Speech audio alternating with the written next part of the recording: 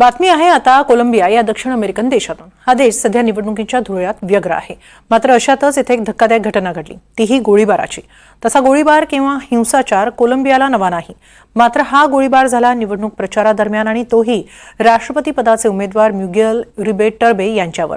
यात ते गंभीर जखमी झाले। शनिवारी संध्याकाळी ही घटना घडली आणि कोलंबियासह दक्षिण अमेरिकेत एकच खळबळ उडाली। विद्यमान अध्यक्ष गुस्ताव पेत्रो यांनी या गोळीबाराच्या चौकशीचे आदेश दिलेत। मात्र निवडणुकीच्या धामधुमीत ही घटना घडल्यानं देशातील राजकीय स्थितीसह कायदा सुव्यवस्थेबाबत पुन्हा चर्चा सुरू झाली आहे। कोणी केला हा हल्ला, यामागे काही राजकीय हात आहेत की आणखीन काही कारण आहेत? पाहूया एक global report. Segundo, salud mental, el principal problema en Bogotá y Colombia. कोलंबियामध्ये शनिवारी संध्याकाळी राष्ट्रपती पदाचे उमेदवार म्युगेल उरिबे हे प्रचार सभेत बोलत होते आणि अचानक त्यांच्यावर गोळीबार झाला। एकच गोंधळ, एकच पळापळ उडाली। सर्वत्र भीतीचं वातावरण निर्माण झालं। तातडीनं उरिबे यांना रुग्णालयात दाखल करण्यात आलं। त्यांच्यावर 3 राऊंड फायर केल्याची माहिती मिळते।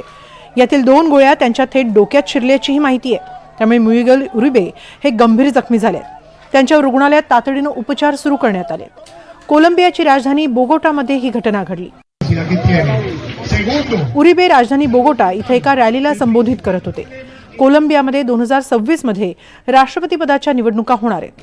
म्युगेल उरिबे हे अध्यक्षपदाचे प्रमुख दावेदार मानले जातात। 39 वर्षीय उरिबे हे विरोधी सेंट्रो डेमोक्रॅटिको कन्झर्वेटिव्ह पक्षाचे सदस्य आहेत। दरम्यान त्यांच्या पक्षाने एक निवेदन जारी करून हल्लेखोरांना उरिबे यांच्या पाठीत गोळी झाडली तेव्हा ते भाषण देत होते अशी माहिती दिली आहे। तर बोगोटाचे महापौर कार्लोस गॅलन यांनी दिलेल्या माहितीनुसार हा हल्ला शहरातील फोंटीबोन भागात झाला। उरिबे यांची प्रकृती लक्षात घेता शहरातील रुग्णालयांना सतर्कतेचा इशारा देण्यात आलाय।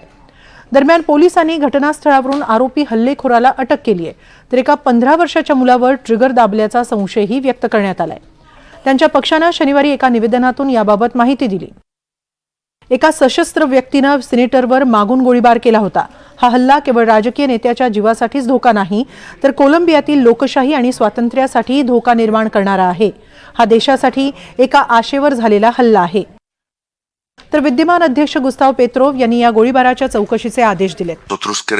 सर्वात महत्त्वाचं म्हणजे हत्येच्या प्रयत्नामागील सूत्रधारांचा तपास करण्यासाठी आणि त्यांचा शोध घेण्यासाठी राज्याच्या अधिकार क्षेत्रात पूर्ण पारदर्शकतेची हमी आम्हाला हवी आहे।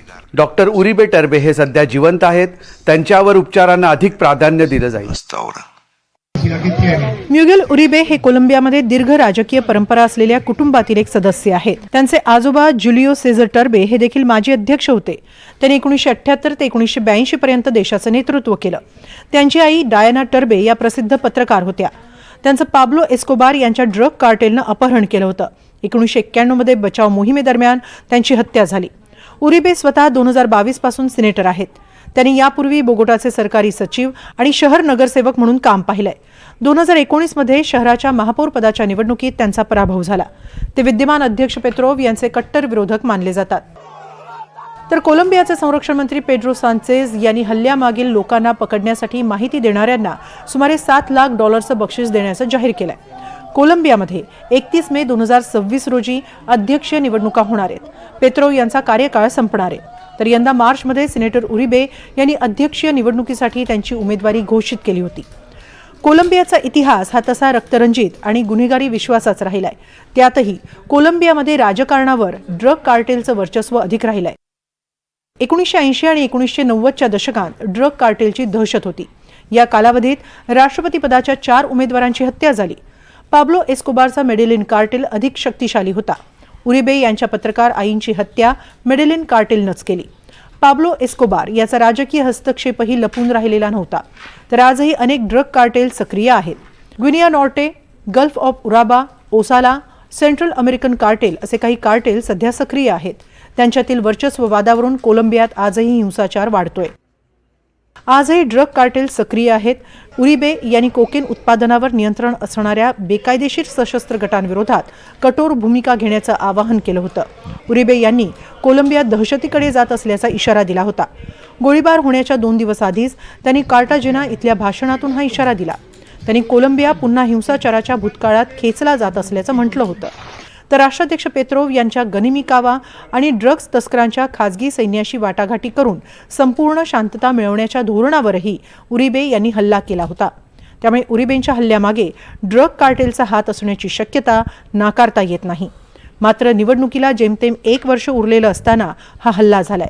येत्या काळात ऐन निवडणुकीचा प्रचार बहरात असताना कोलंबियामधील परिस्थिती अधिक स्फोटक होण्याची शक्यताही नाकारता येत नाही. Bureau report, NDTV Marathi.